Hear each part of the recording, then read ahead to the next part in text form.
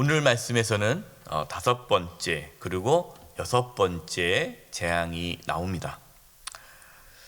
하나님께서 능력이 없어서 이스라엘 백성들을 지금 이렇게 애굽에서 바로 이렇게 구원하지 못하신 것이 아니죠. 딱 한 번에 충분히 구원하실 수 있으셨습니다. 하나님께서 10가지 재앙을 내리신 이유는 그 10가지 재앙을 통해서 하나님의 살아계심을 강대국인 애굽도 알고 또 주변에 있는 모든 나라들도 알도록 하기 위해서이죠. 10가지 재앙은 그 애굽에 있는 신들을 심판하는 그러한 모습들입니다. 1절 보겠습니다.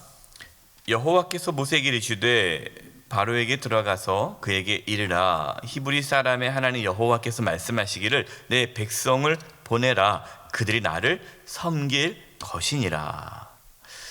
모세는 바로 왕 앞에서 당당하게 하나님 말씀을 전합니다. 모세가 바로 왕과 협상하는 게 없어요. 그냥 당당하게 얘기하는 거예요. 하나님께서 협상을 하지 않지 않습니까? 그냥 보내라. 그렇게 말씀하지 않습니까? 하나님은 지금 바로 왕하고 이렇게 협상을 하거나 내가 이거 할 테니까 해줄래? 전혀 그거지 않아요. 그냥 하나님께서 명령하시는 거예요. 모세도 전혀 이렇게 주눅 들거나 무서워하지 않고 그냥 하나님의 말씀을 담대하게 전합니다. 자기를 드러내지 않죠. 하나님께서 말씀하셨다 이렇게 전합니다. 여러분, 우리도 이러한 당당함이 있어야 됩니다. 우리가 세상 속에 살아갈 때에 이렇게 세상과 타협하는 것이 아니라 세상 속에서 하나님 말씀을 담대히 전하면서 당당하게 살아가야 됩니다. 자신을 드러내는 것이 아니라 하나님을 드러내면서 살아야 됩니다. 모세가 바로 왕에게 전한 하나님 말씀이 무엇입니까? 하나님의 백성을 보내라 라는 거예요. 이스라엘 백성들을 왜 보내라고 합니까? 하나님을 섬기기 위해서죠. 하나님께서 이스라엘을 애굽에서 구원하신 이유는 이스라엘 백성들이 하나님을 섬기도록 하기 위해서입니다. 우리도 마찬가지죠. 하나님께서 저와 여러분을 왜 구원해 주셨을까요? 우리가 하나님을 섬기도록 하기 위해 구원해 주신 것입니다. 그러니까 구원을 받은 하나님의 자녀들은 어떻게 살아가야 돼요?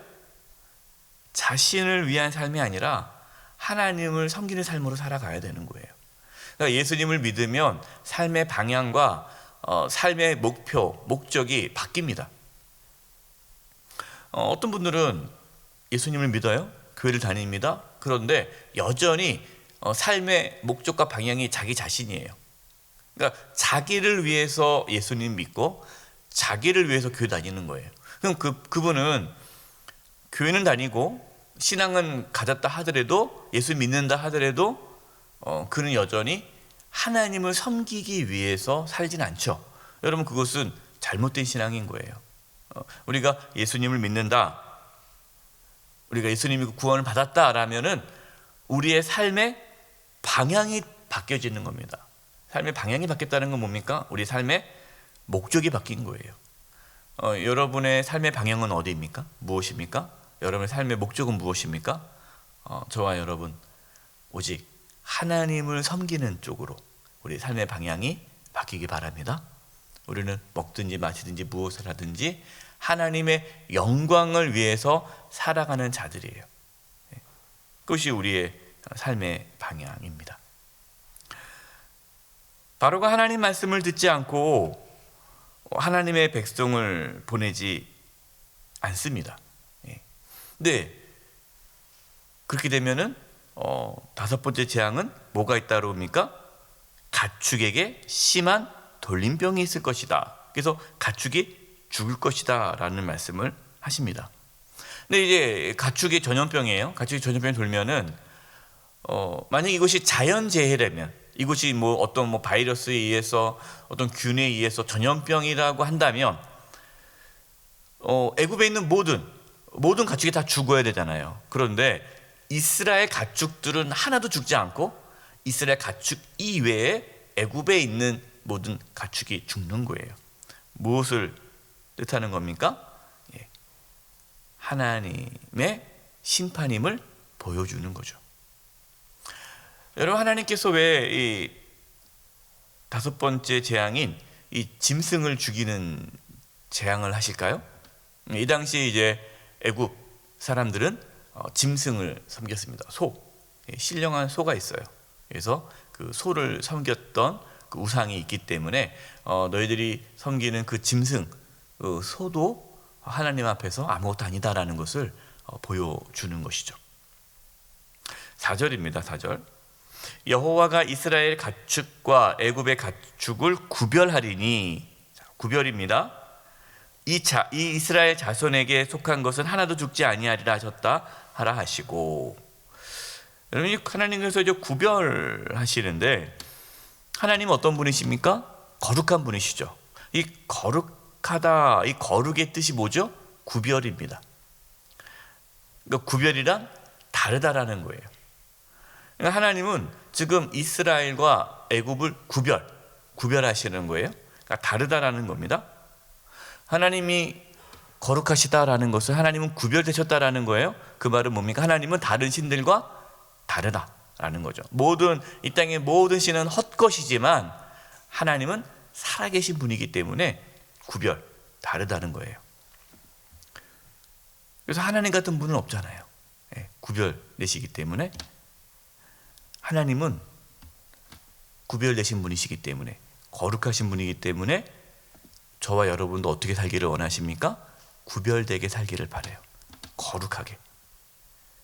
여러분, 우리의 삶에 세상 사람들과 우리가 구별돼야 돼요. 달라야 돼요. 이게 거룩입니다. 근데 세상 사람들과 똑같이 살아가요. 똑같이 이 땅에서 부귀영화를 얻기 위해 세상 사람들과 똑같이 육체의 욕심대로 세상 사람들과 똑같이 살아간다면 구별되는 것이 아니죠. 우리는 성령 하나님께서 우리를 인도하시는 대로 구별된 삶을 살아가야 합니다. 성령님 인도하심에 따라 구별된 삶을 살아가는 은혜가 있기를 간절히 기도합니다. 이것이 우리의 삶의 모습이에요. 근데 하나님께서 가축을 죽이실 때 바로 죽이시지 않으시고 기한을 정하십니다. 5절입니다. 5절. 여호와께서 무엇을? 기한을 정하여 이르시되 여호와가 내일 이 땅에서 이 일을 행하리라 하시더니. 그러니까 기한이라는 것은 하나님께서 어떠한 하나님의 심판이 임하는 그때를 정하셨다라는 거예요. 여러분, 하나님의 심판의 때는 정해져 있습니다. 하나님께서 세상을 심판하시기 전에 뭐 해야 돼요? 회개해야 돼요. 하나님은 늘 말씀하시고 기회를 주시죠.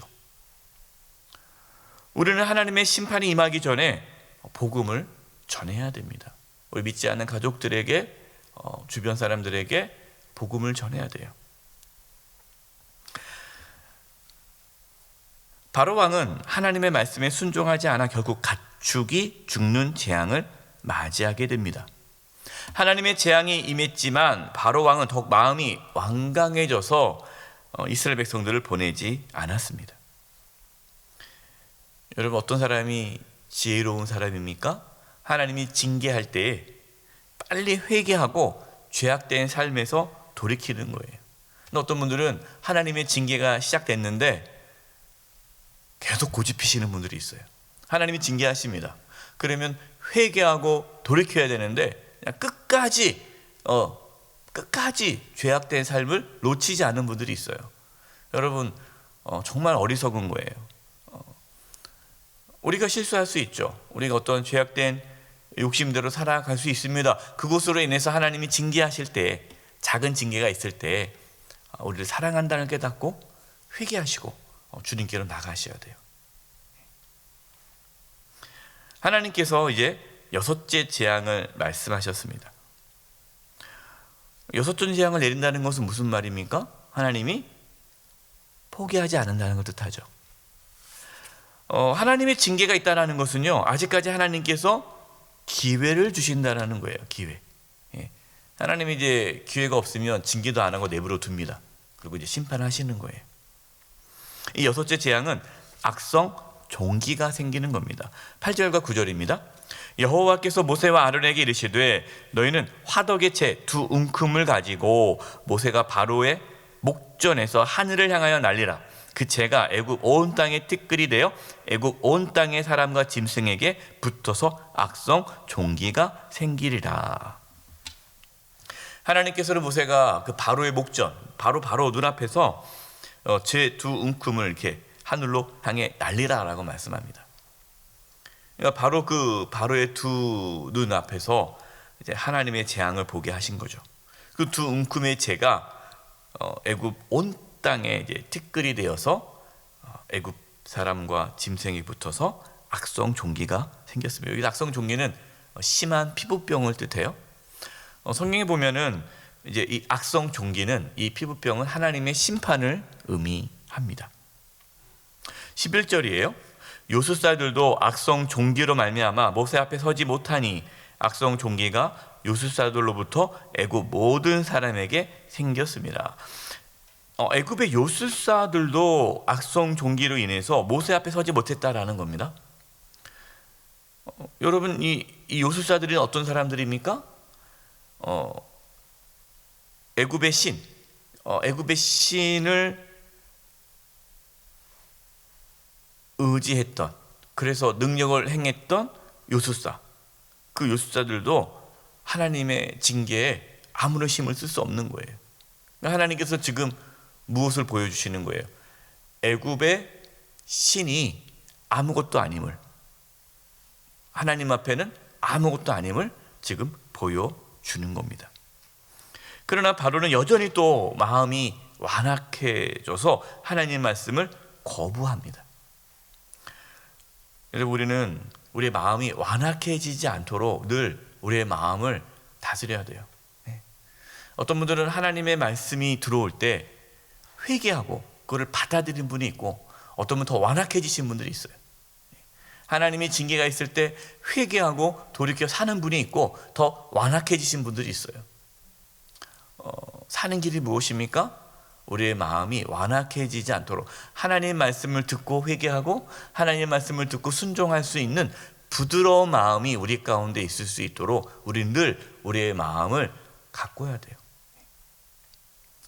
굳은 마음이 있으면 그 굳은 마음을 제하시고 부드러운 마음을 가질 수 있도록 기도하시기 바랍니다.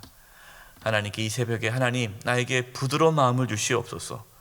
이 완악한 마음, 굳은 마음을 제해 주시고 부드러운 마음을 주셔서 하나님께서 나에게 어떤 말씀을 하실 때, 뭔가 하나님이 나에게 어떠한 사인을 보내주실 때 그것을 깨닫고 회개하고 바로바로 하나님의 인도함을 따라갈 수 있도록 도와달라고 기도하시기 바랍니다. 저와 여러분들 하나님 말씀 앞에 순종하며 살아갈 수 있는 하나님의 자녀들 되기를 간절히 축원드립니다. 기도하겠습니다. 하나님 아버지, 저희들에게 부드러운 마음을 주시옵소서. 우리의 마음이 완악해지지 않게 도와주셔서 하나님의 말씀을 들을 때마다 회개하고 그 말씀에 순종하며 살게 해주시옵소서. 우리의 삶에 하나님의 징계가 있을 때에 회개하고 주님께 나아가는 그러한 믿음과 지혜가 있게 하여 주옵소서. 세상 사람들과 구별된 삶을 살아가도록 오늘도 주님과 동행하는 삶을 살게 하여 주시옵소서. 예수님의 이름으로 기도드립니다. 아멘.